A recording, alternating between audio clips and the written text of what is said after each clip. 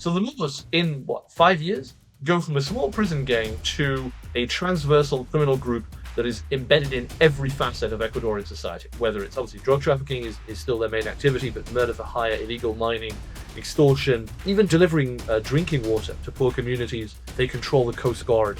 They are in bed with most of the police commanders in the country.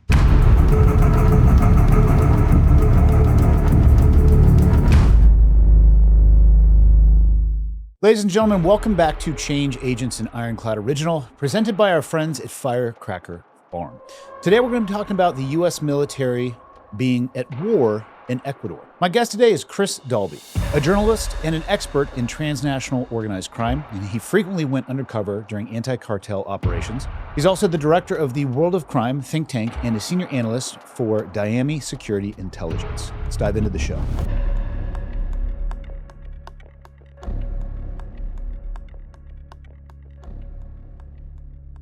On March 3rd, U.S. Southern Command announced that American forces had launched operations against designated terrorist organizations alongside their Ecuadorian counterparts. That same day, in a separate action, the U.S., Ecuador, and Europol dismantled a major trafficking network linked to Los Lobos, one of Ecuador's most violent cartels, to criminal organizations in Belgium and the Netherlands. The U.S. financial commitment to Ecuador's security has reached the 9-figure mark. Hundreds of millions of dollars have been earmarked to modernize police, Army, Navy, and Air Force units, to establish the HSI's elite vetted police units, and to fund fuel maintenance and logistics for joint patrols in dangerous areas. So last year, the Ecuadorians, they voted in a referendum and rejected a proposal to put foreign military bases back into their country. How is it now that American forces ended up back there a few months later and now are conducting combined operations? Do you want the analysis and policy answer, or do you want the just unvarnished truth?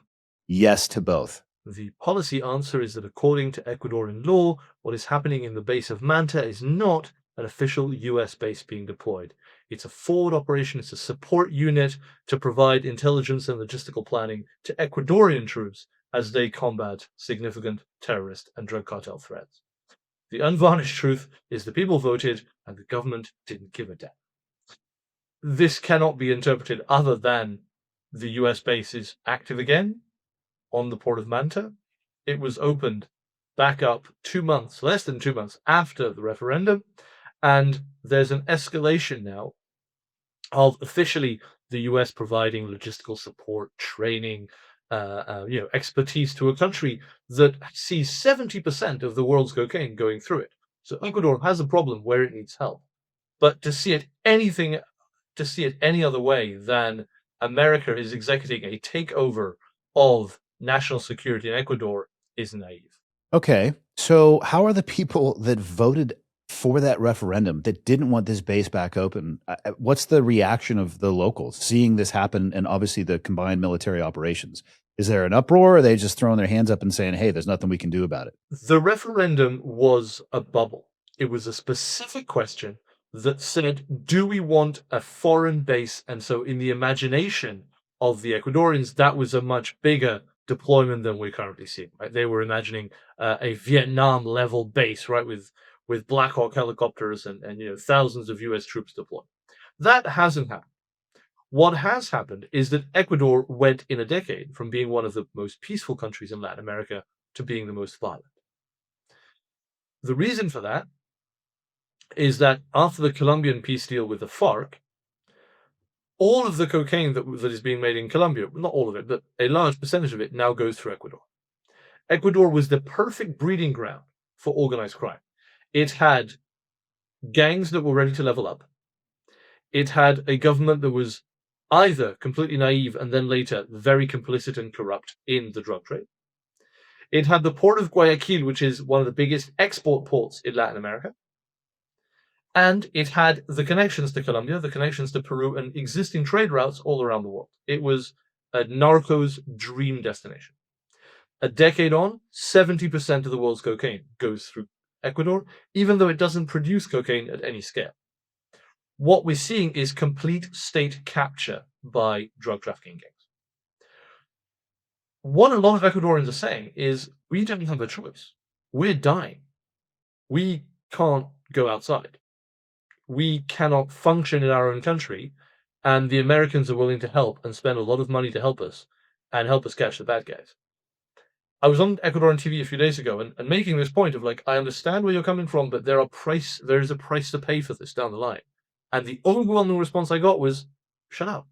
We need help, and the Americans are ready to help. I mean, I guess I can understand that headspace in the moment when you're dealing with a crisis, but to lose sight of the tail of that, the consequences of those things, that's a problem that they're going to have to solve eventually. Ladies and gentlemen, hot salt from Firecracker Farm is the real deal. It's not just heat, it's flavor that elevates everything that you cook. The best thing to happen to food since fire. That's a bold statement, but I'm going to go ahead and agree with that. It's delightful. One of the best things about this brand is there's a real person behind it. His name is Alex, and he makes these in small batches, so it's not always easy to get. You don't want to miss out. All of the flavors are great. I have tried all of them. You really can't go wrong. Seriously, try it on everything. Steaks, vegetables, everything in between. If you like milder heat, mix in some sea salt to dilute it.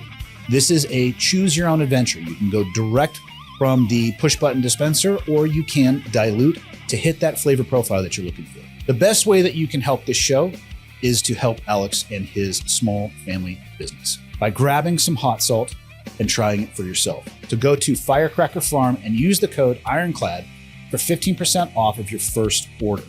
Alex would also like me to thank you, the audience, for giving his small business a shot. I'm telling you right now, head over to Firecracker Farm, pick something out. I honestly don't think that you can go wrong. It's an amazing product founded by a very cool person. The backstory behind it is legit, and it's going to make your food taste better. Los Lobos. Can you break down that organization for me, kind of just to define their size, scope, and scale? I didn't realize, I mean, like I was saying in the opening here, they're having, ties to Belgium and the Netherlands. I didn't realize that they had the reach that was that far. I guess I thought they were a little bit more contained to Ecuador itself and specifically the prison system there. Well, the worry for the last couple of years was exactly this, that the Lobos were going to break out, and this is now happening. Just to give you a little context, the gang that really starts off the drug trafficking gangs in Ecuador is called Los Choneros. They come from a town called Chone, the Choneros. And they are predominantly a prison gang. They were working for the FARC in Colombia on the supply side, and they were working with the Sinaloa cartel in Mexico on the demand side. So they would ship all the cocaine from the Colombian border to the port of Guayaquil and put it on the right cargo going to Mexico. They essentially took over all the prisons in the country. And they founded these sort of sub-gangs, these like factions in different prisons to run these prisons for them. So that's where the Lobos get started. The Lobos get started as a sub-faction of the Choneros. In 2021, and it's unclear how this happened, 3 or 4 of the factions, the subgroups, became convinced that the Choneros were going to wipe them out. Became convinced that the Choneros thought there was going to be a rebellion and wipe them out. So the Lobos organize a prison riot across the country, the first of many prison riots in Ecuador, in which they preemptively kill about 3 dozen choneros. And I mean, brutal, massacred, heads in the corridor, limbs scattered, grenades into prison cells, that level. From there, the Lobos becomes the most prominent group outside the choneros. And there's a war that continues to this day, but the Lobos have really sort of taken over on the ascendancy.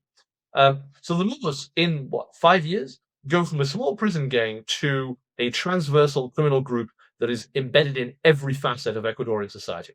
Whether it's obviously drug trafficking is still their main activity, but murder for hire, illegal mining, extortion, even delivering drinking water to poor communities. They control the Coast Guard. They are in bed with most of the police commanders in the country. And the Lobos have done a very good job at showing that they were open for business.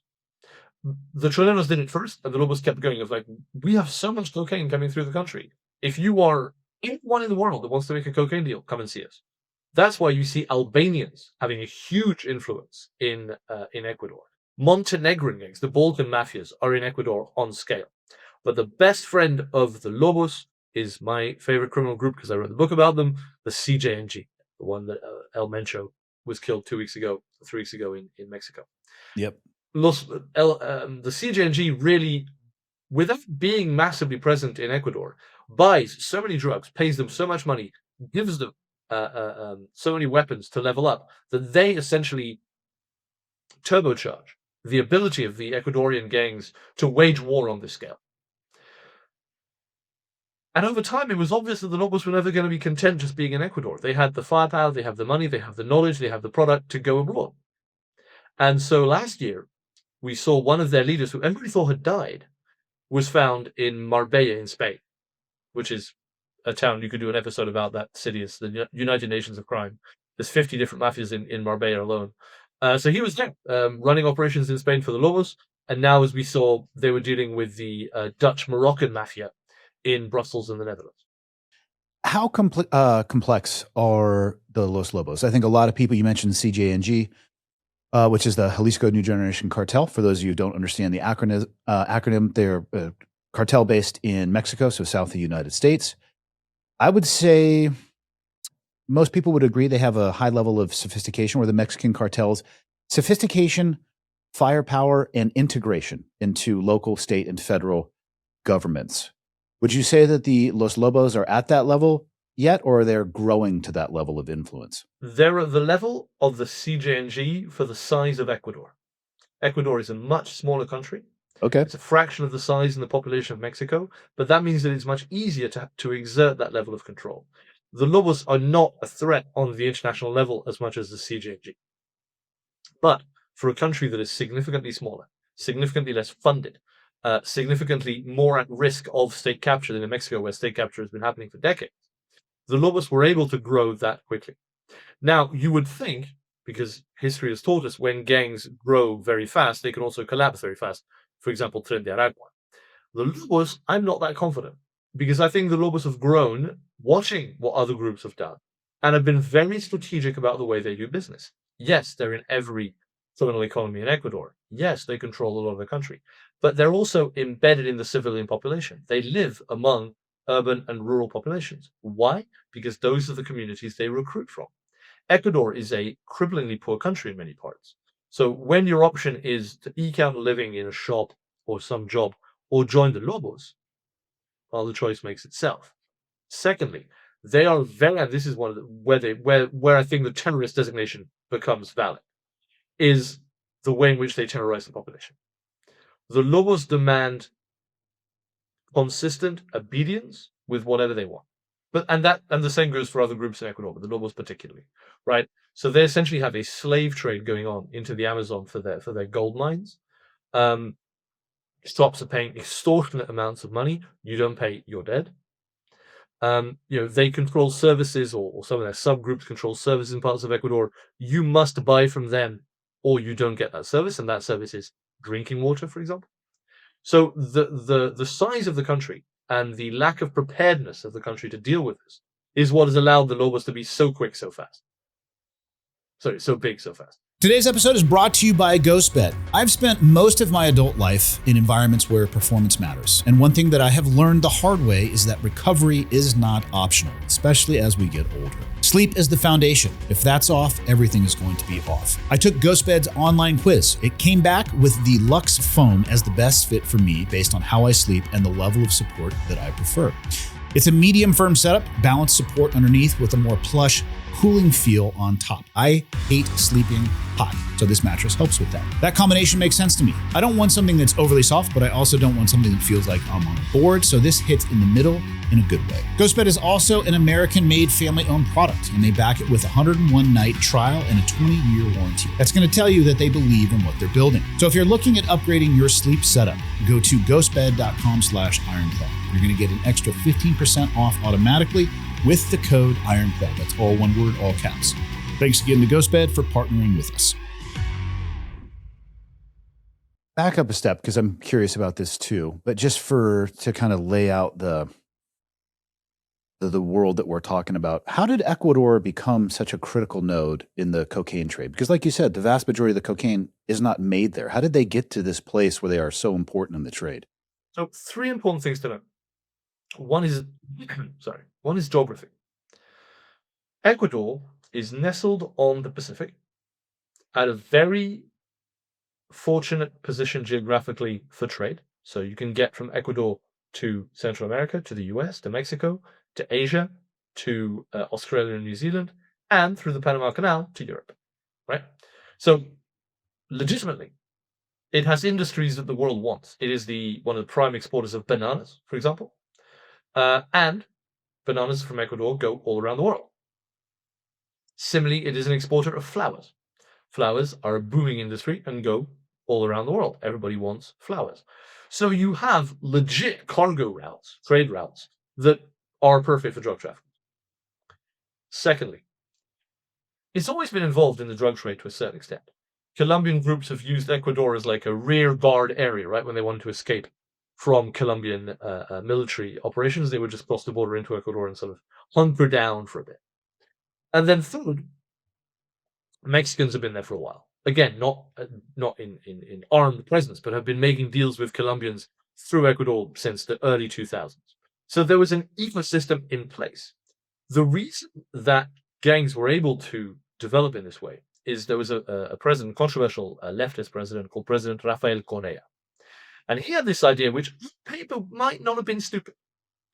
But there were gangs that if you paid them, if you legalized them, and you turned them into sort of community watch, you would give them a purpose away from organized crime. It was an idea that, to be honest, Rafael Correa was a very corrupt man, but I don't dismiss the idea out of hand. Rather than just putting them all in prison, there was an effort of engaging with them. You know your community, you know how to maintain the way safe. It actually did work for about 3 or 4 years. There was a drop in violence, there was a drop in homicides. Not that Ecuador had a big problem anywhere at the time, but it very quickly went awry. About 3, 4, 5 years after that policy is enacted, gangs have multiplied. Police have been told to leave them alone, and they've used that to rearm and grow very quickly. So that's the sort of basis of what led this drug ecosystem to become violent. And then the second thing, of course, is that the state had no ability to fight back. This is not a country like Mexico where you can laugh at Mexico as much as you want, but they have experience fighting cartels. They might do it well or not, but they can confront them when they choose to, Exhibit A with El Mencho. You have nothing of this in Ecuador. When I was in Ecuador in 2022, most police stations in the capital, Quito, couldn't run patrols because they didn't have enough money to fill up their cars with petrol. Right? You're talking about a country that was lacking in absolute basics. So when the US comes in and says, we're going to spend hundreds of millions of dollars or tens of millions of dollars to train your police force, to arm them, to work with you on intelligence, to target your drug trafficking groups, to tell you what boats to raid, and on top of that, you don't have to pay us anything. We're just going to come in and do that. And the only thing that you have to do for us is give us all your customs data. Let us have an intelligence listening base on your Pacific coast. Let us plan the missions because you clearly are not capable of doing it yourself. I mean, it's a pact with the devil that is mighty tempting. Okay, so now going back to modern times right now, how many troops would you estimate are currently in Ecuador? Is that publicly released? So very few at the moment. What we're seeing with Ecuador is perhaps the most clear example of a strategy that is being put in place at the moment. So back in December 2025, the deal that is made with Homeland Security is that they can have a base, and that Ecuador will give all the customs data to the US, and the US can plan and help with logistics and help with operations. The tweet on March 3rd by Southcom that was worrying is that you see in the video that he posts a helicopter landing and US troops jumping out of the helicopter, which got everybody wondering the question you just asked: are US troops on the ground outside of this specific base? The first answer was no. The Ecuadorian government goes, well, no. Yes, there are troops here, but they are helping us with logistics and planning. They're not on the ground. But then 4 days later, we're told that that's not true, and that there was some presence of US assets in the round. And the raid was not against the Lobos, and the raid was not against the Trineros. The raid was against a Colombian group called the Comandos de la Frontera, the Border Command, who operate they're Colombian, but they operate across the border in Colombia and Ecuador. So that was the first target. And we're told, without full detail, and we still don't know, what the extent of US boots on the ground was.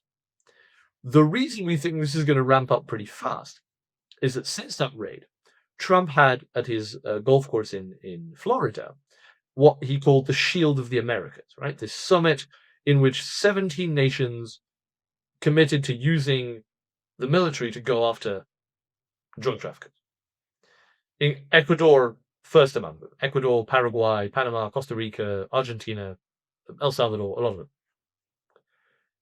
And then you look, okay, then you have to look at the fine print. Ecuador has issued a curfew in 4 provinces, which are arguably the 4 most dangerous in the country, where nobody's allowed after sundown, or after about 9 p.m. From March 15th to March 31st. That starts in 3 days. And the defense secretary, the defense minister of Ecuador, says we are now at war. We are now at war in those provinces. People in those provinces stay at home. And he said that the day after the raid with the US. So the next 2 weeks are going to be really interesting to see if, okay, this is the beginning of a new doctrine for the US in Latin America, where they are militarily involved regularly against drug traffickers. And it's probably not just Ecuador. Paraguay just signed a deal called the SOFA deal, where US troops will be on the ground in Paraguay. They're going to open a base, and they were talking about 1,000 troops with complete impunity. Like any action committed by US troops in Paraguay is sovereign to US law only. Paraguay has no right to prosecute them or arrest them if they commit any war crimes or anything. That's a really worrying precedent. Oh, yeah. So the Shield of America, or the Shield of Americas, did everybody there, is the concept going forward, it would be very similar to what is going on in Ecuador? Yes, these countries agree that they will use military force to combat the drug trafficking trade. But in there somewhere, is that a buy with and through from the United States, again, with either funding, with troops, with force multiplication, technology, basically, is this Ecuador, the model, being piece and parceled all through Southern America? Absolutely. So here's the kicker. This is very much a President Trump initiative.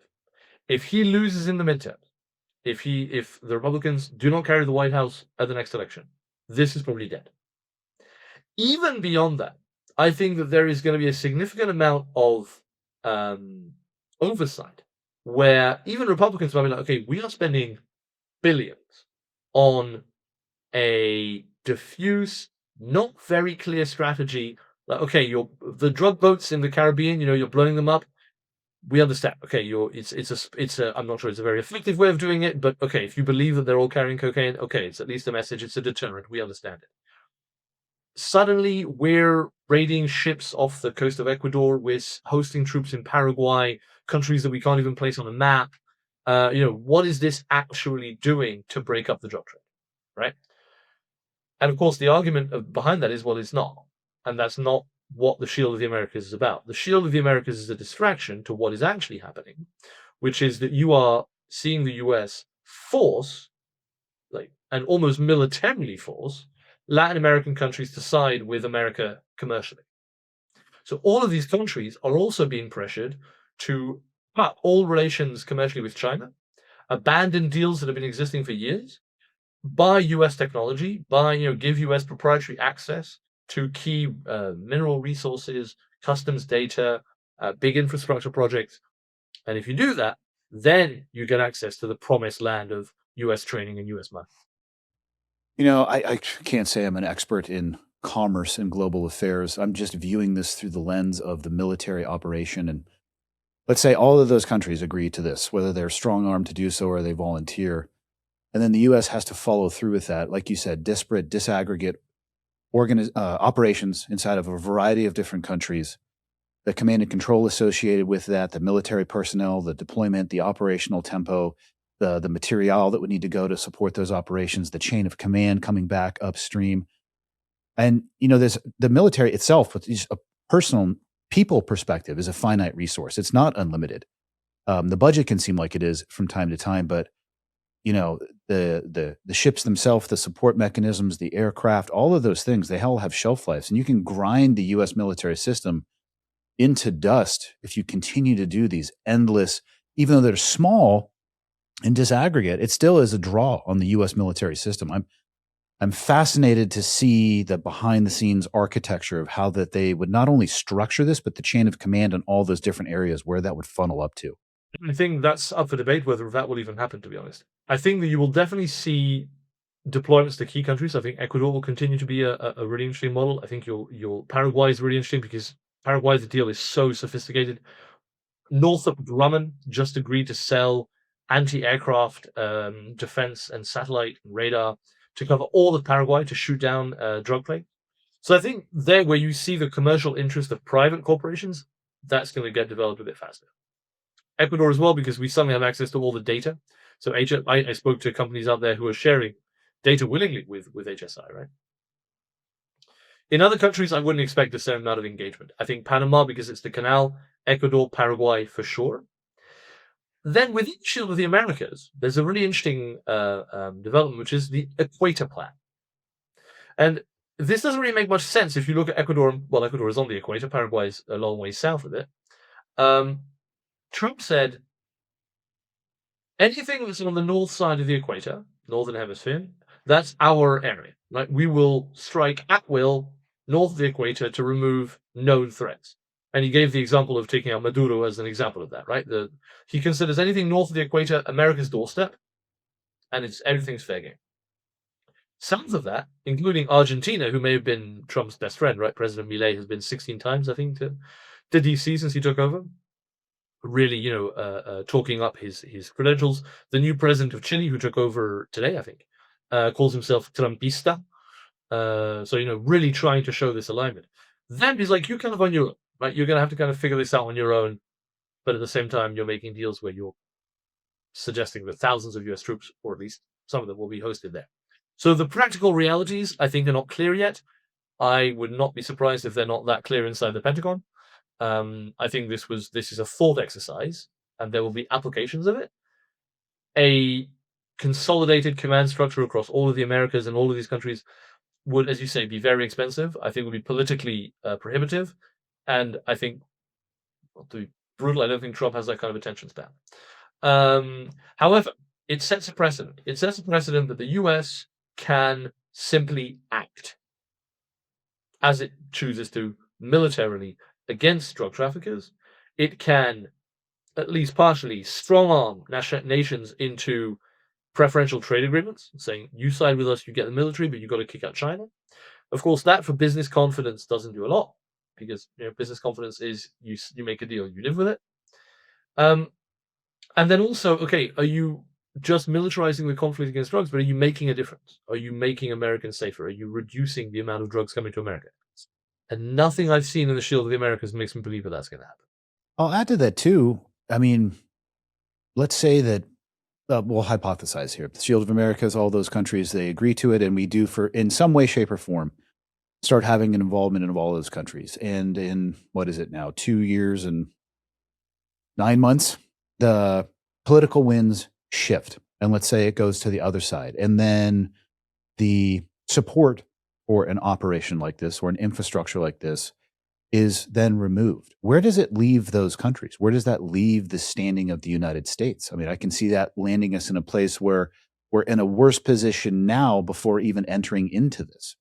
I mean, let's take Mexico, because this is something we haven't talked about. Who are the countries that were not at the Shield of the Americas conference?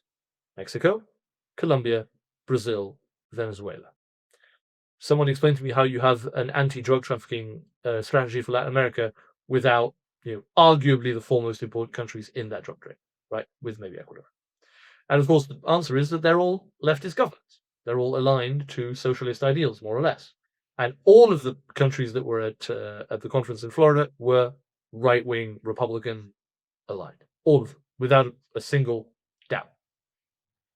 He almost created a diplomatic incident by inviting a president-elect for Chile and not the outgoing leftist president. So this is an ideological component, right? It's not a diplomatic. So what you're suggesting, or what Trump is making clear, is if you align with us, everything's going to go well, and we will come and we will kill your bad guys, right? We will help you. And in a certain way, I can see the appeal, because the conversation in Latin America generally has moved towards militarism, right? Mano dura in El Salvador, right? This tough on crime approach, you jail everybody, and that drops down your crime rates, which it does. Of course, you have to wonder what it does to your human rights down the line. But in a country like Ecuador, with the worst homicide rates in Latin America, outside of the Caribbean, outside of Haiti, with a government that is utterly incapable of dealing with this, calling for help and seeing the US come in, that has a powerful impact, right? That's how a government is going to get reelected. That's how people are going to feel some hope. And it's difficult to take that away from them because there's no hope coming from within their own country. However, long term, I don't think this does jack. Yeah, you might take out the Lobos, and in 5 years we'll have another podcast with another name in the same country.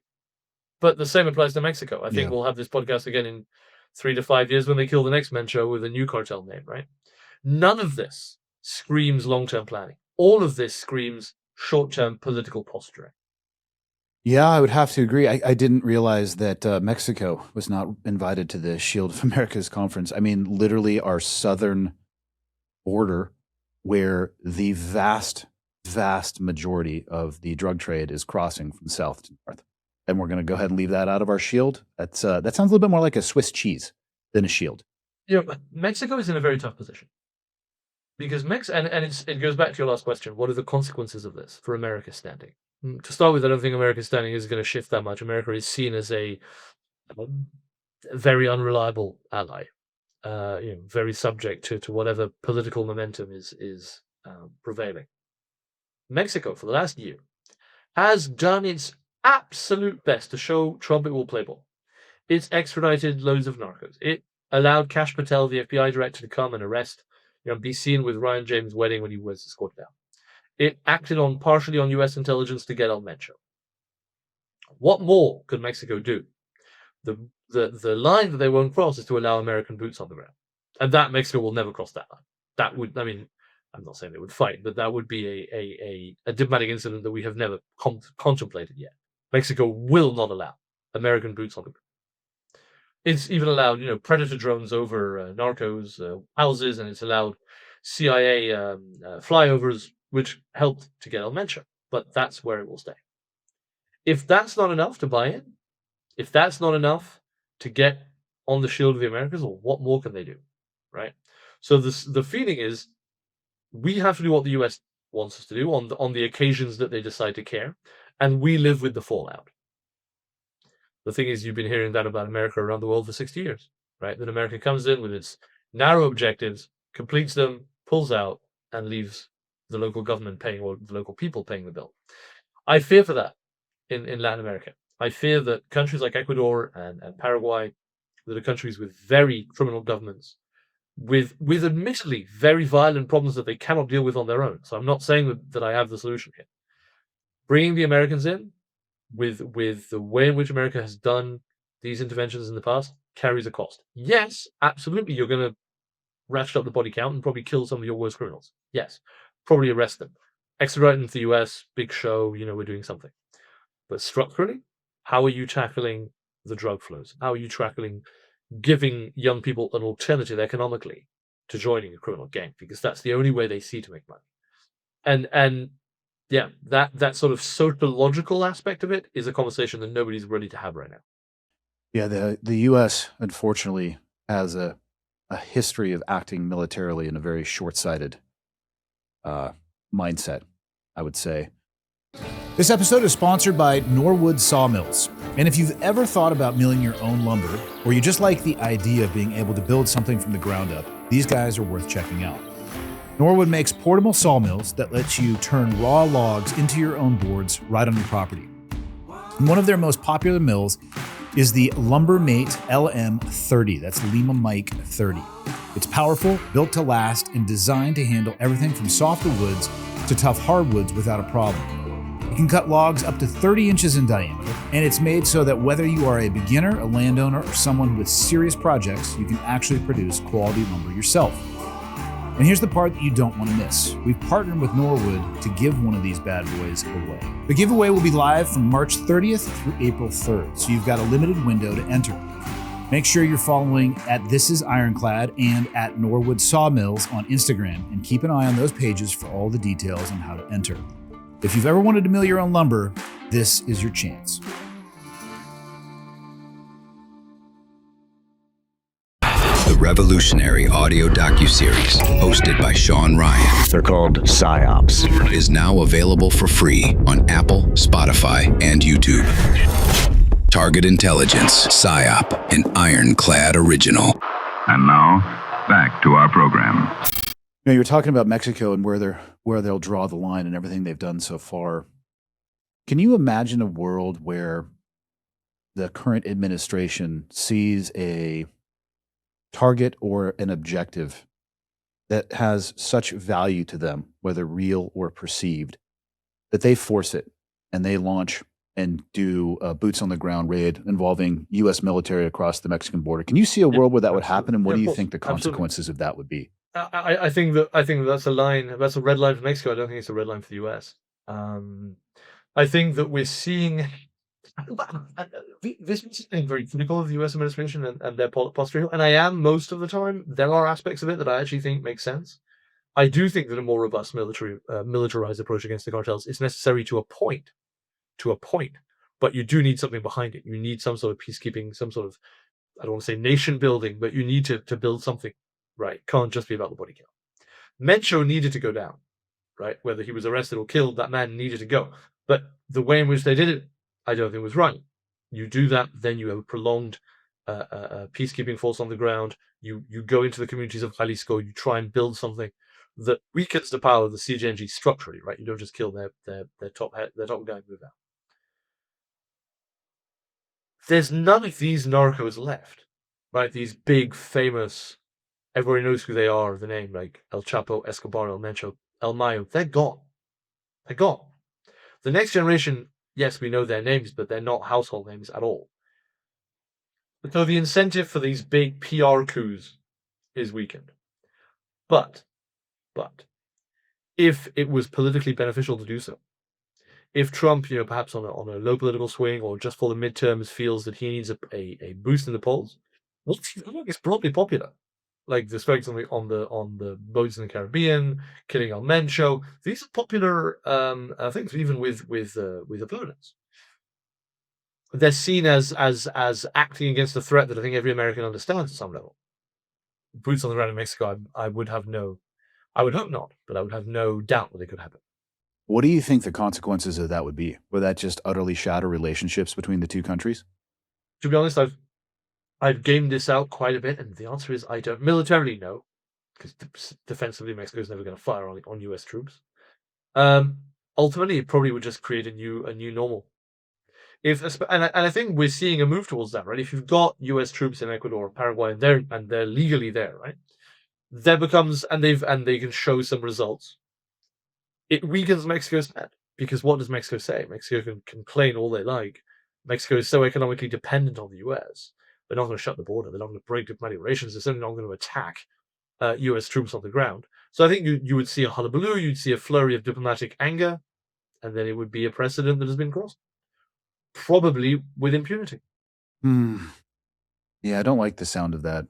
I just, there are times, and even coming from my own background, people have been asking me about Iran recently, obviously, as if I am some geopolitical expert or was involved in the strategic planning process with any level of strikes in Iran. And I'm at a point in my life, and just based off my own experience with the U.S. military and those that are in charge of the U.S. military and institute policy or tell others to go take violent actions, that I want to see it all as a measure of last resort, not a tool that is often reached too much.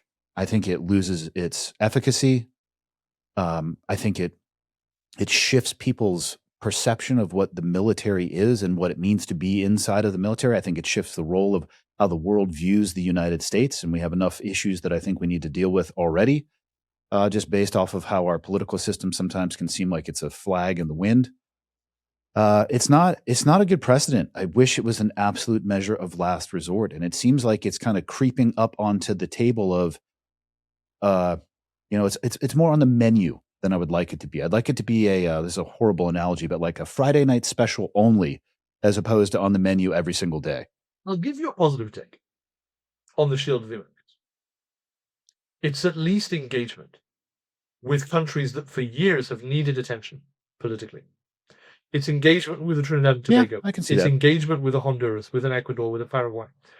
And it's a structured engagement. Now, they might not follow through and balls it up completely, and probably will.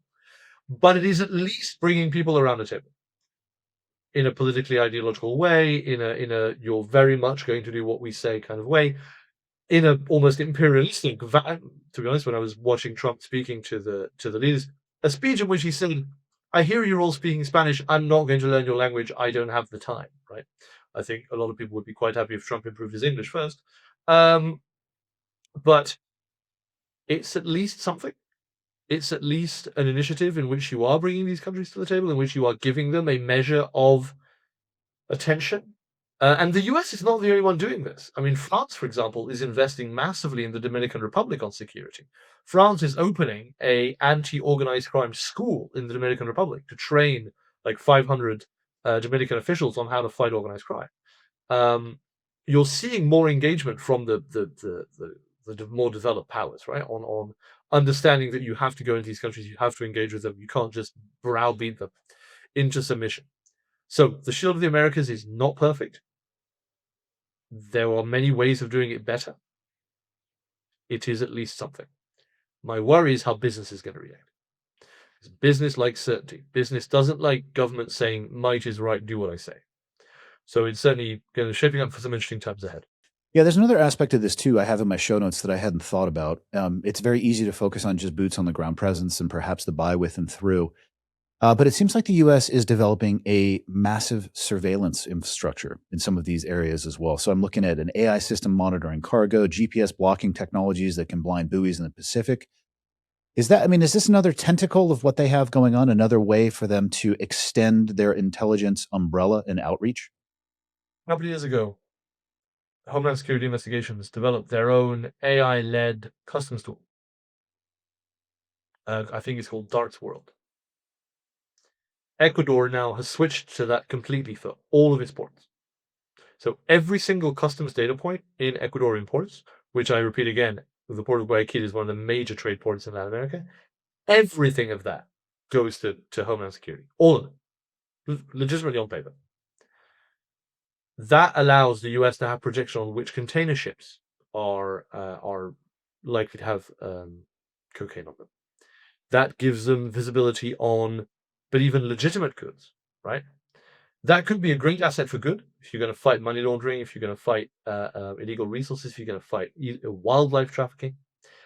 But I don't see any interest in that. What I see interest in is just drug seizures. Now, drug seizures are great.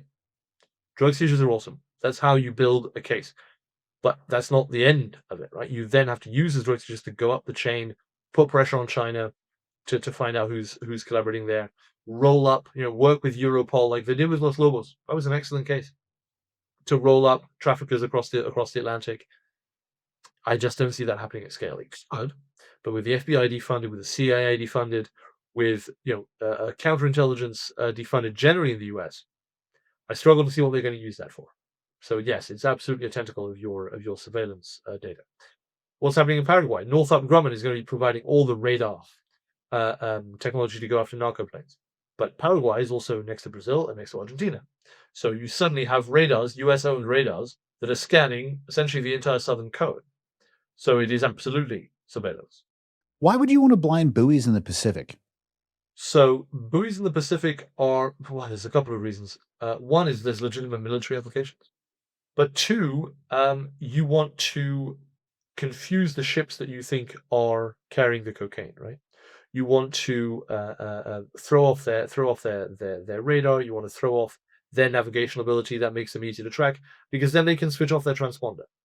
If they switch off their transponder before you've geolocated them, if we know exactly where they are, they can disappear.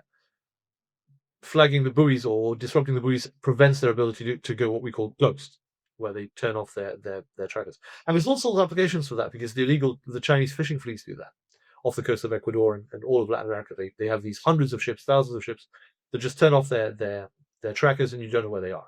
Or they do what's called spoofing, is what's happening a lot now in the Strait of Hormuz in Iran, where they appear to be on the other side of the planet, right? So a ship will turn on its tracker. I must admit the software methodologies escape me, but they can use spoofing technology to show on the radar that they're somewhere else on the planet. So controlling the buoys, disrupting the buoys, stops that to a certain extent. It's one tool in an asset or an array of weapons you can use to then try and control drugs in the Pacific. Again, I just make a point. Seizing drugs is fantastic. It does very little if you don't follow through with deeper investigations. To tie on to your point, because I think it's an important one, seizures are great, but if you don't work it upstream, you're never actually going to solve the problem. So even where I live locally, and I have contacts with local law enforcement, and there are combined narcotics teams here as well. And it's not that they're disinterested in somebody who might be driving a load of probably fentanyl and meth seem to be the two flavors up here in rural Montana at times. It's not that they're disinterested in that person, but they will do everything humanly possible to try to work with the person that they roll up to go back upstream and figure out, where did this come from? Where was the source before this? Where did this enter into the United States? How far upstream can we take this? Because the goal is, yes, in the short term, to stop that delivery from being driven from, usually it's Spokane or a city on the West Coast for where I live, but also to try to actually stop it from getting into the country in the first place. And you can't do that by just seizures alone. Like you said, that's a great statistic. But also, if you do any level of research on, we'll just use the cartels in Mexico, they don't even give a shit. They'll just keep throwing product at the border knowing that there are going to be seizures because that's just the price of doing business. It doesn't stop anything. There's one caveat though, is that the price of cocaine, if you look at cocaine specifically, is very, very low at the moment. It's the lowest it's been in years. So economically now they can't afford to lose as much as they did. And I'll get back to Montana in a second, but just to give an example of the economics, Narco submarines, right, that were designed to be one trip things, right? They would go and then they would jettison them somewhere in the mid-Atlantic. Well, now we're seeing evidence that they're reusing the subs. Right? They're designing the subs to be remote, they're designing the subs to be autonomous with Starlink, and they're designing them to go and come back. Which is one indicator of several that the cartels are being a little bit more, or the groups being a little bit more careful about their bottom line at the moment. Yes, there's a ton of product, but because there's so much, they poured in so much during COVID that was released. There's so much being produced now. There's even now at a fractional scale, although there might be an episode there for you, on new countries that are becoming coca plantations, right? So Ecuador, Venezuela, Guatemala.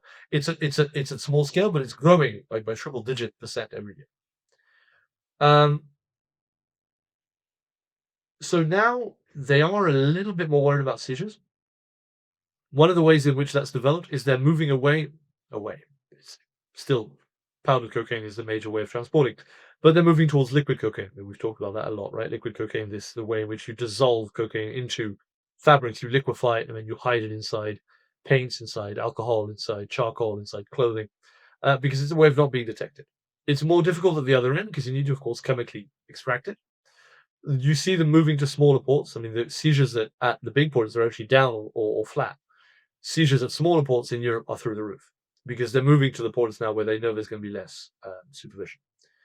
So we are seeing signs of maybe not a worry, but yeah, they're not as gung-ho about seizures as they used to be.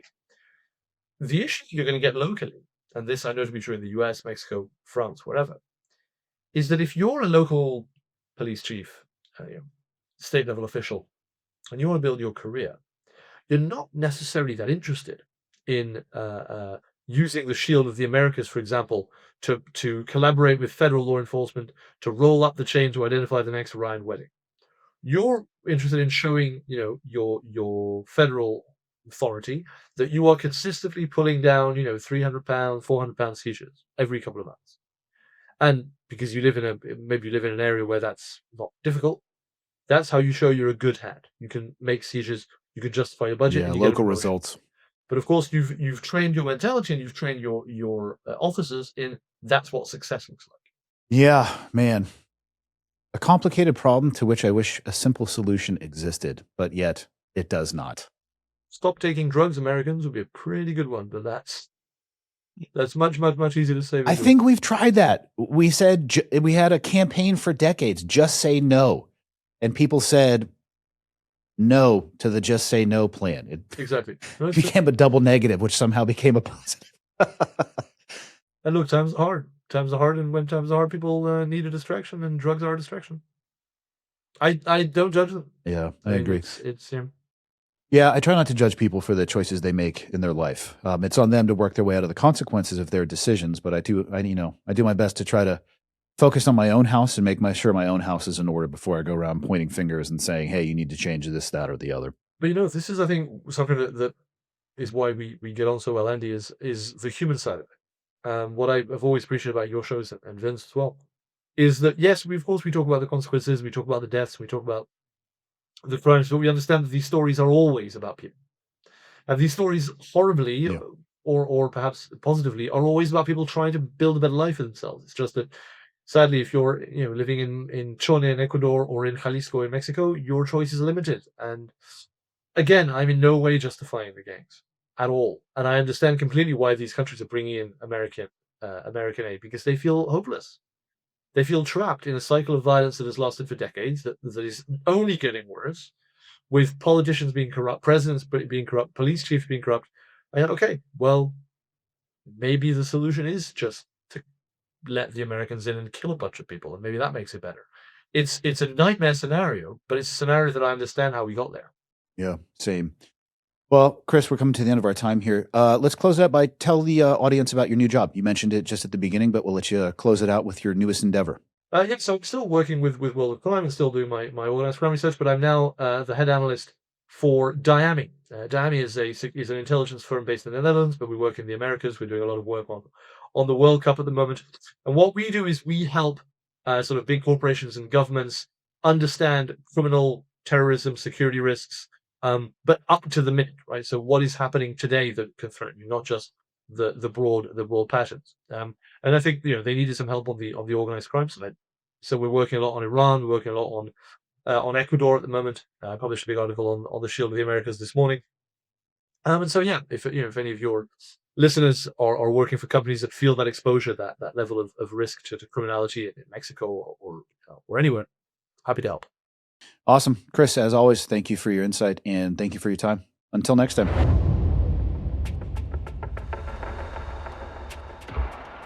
I hope you enjoyed today's episode. If you want to learn more about Chris and his work, please check out seasonsofcrime.com. There's a link down in the show notes. Thank you again for listening to Change Agents, an Ironclad original, presented by Firecracker Farm. See you all next week with an all-new episode and an all-new guest. See you then.